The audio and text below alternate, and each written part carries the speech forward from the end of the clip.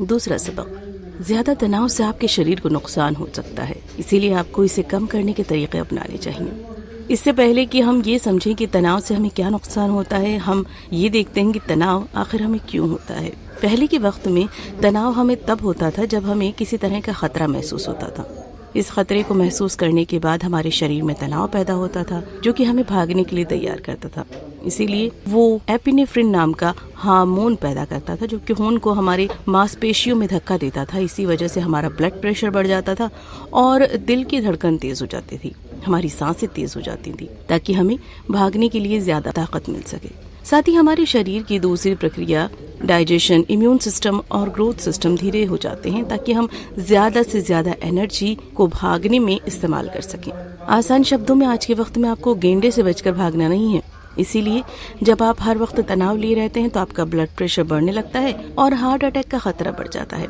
Immune system कमजोर होने लगता है, जिससे आप आसानी से बीमार हो जाते हैं और साथ ही साथ आपका डाइजेशन सिस्टम भी कमजोर होने लगता है, जिससे खाना पचता नहीं है और आपको पेट की बीमारियां होने लगती हैं।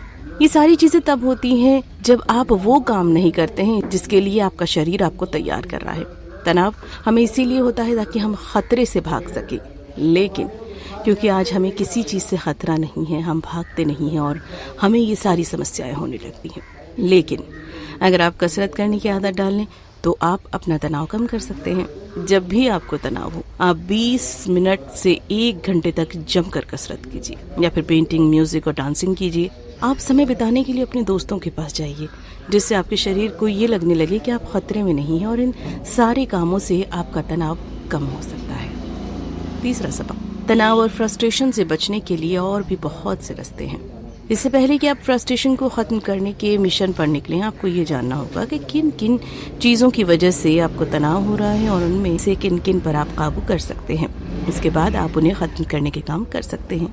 सबसे पहले उन हालात के बारे में बात करते हैं जिनसे आपका तनाव बढ़ता है, जिन्हें आप काबू नहीं कर पाते हैं। इस तरह के हालात का सामना करने के बाद आप उन कामों को कीजिए जिनसे आपका तनाव कम होता है। एग्जाम्पल के लिए, अगर आपको अपनी नौकरी से तनाव होता है तो आप कसरत करने का काम शाम के लिए रख दीजिए। इस तरह से जब आप तनाव से भरकर घर आएंगे तो आप कसरत करके उसे कम कर पाएंगे। साथ ही आप पॉजिटिव सोच कर भी अपने तनाव को कम कर सकते हैं। अगर कोई काम मुश्किल है तो आप ये देखिए कि उस काम को करने के फायदे क्या हैं। अगर एक काम से आपको बहुत फ्रस्ट्रेशन हो रहा है तो आप उस काम में छिपे मौके को खोजिए। लेकिन कभी कभी अपनी परेशानियों से मुंह मोड़कर ये नाटक मत कीजिए कि वो है ही नहीं। खुद से झूठ मत बोलिए। अगर आप ये सोचिए कि अगर कोई काम मुश्किल है तो उसका फायदा ज्यादा होगा। इसके बाद बहुत सी चीजें और भी हैं जो कि तनाव पैदा करती हैं, लेकिन आप उन्हें काबू कर सकते हैं। एक बार आपको पता लग जाए कि चीजें क्या हैं तो आप प्लान बनाकर उसे काबू कर सकते हैं।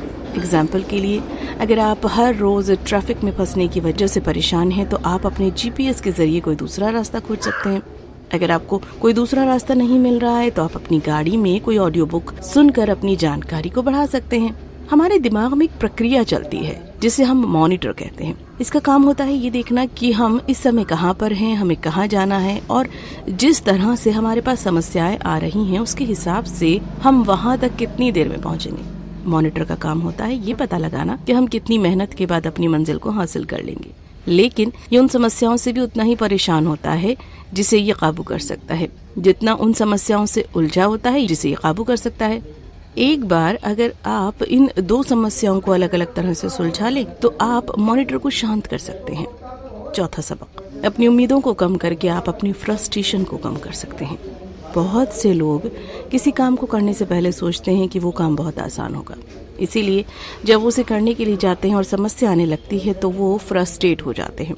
लेकिन अगर आप पहले से ही ये समझकर बैठ जाएंगे कि ये काम आसान नहीं होने वाला है तो परेशानियां आने पर आपको इतना फ्रस्ट्रेशन नहीं होगा।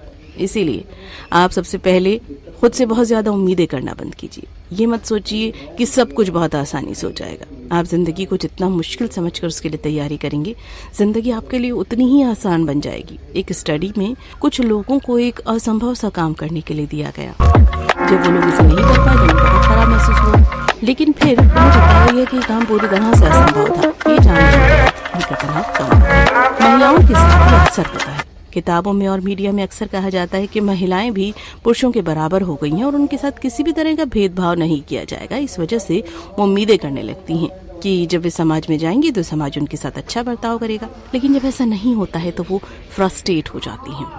साथ ही आज समाज में की जा रही मार्केटिंग हमें खुद से ज्यादा उम्मीदें रखने के लिए प्रेरित करती है। सेहत से संबंधित प्रोडक्ट में हमेशा एक परफेक्ट एब्स वाले व्यक्ति की फोटो होती है।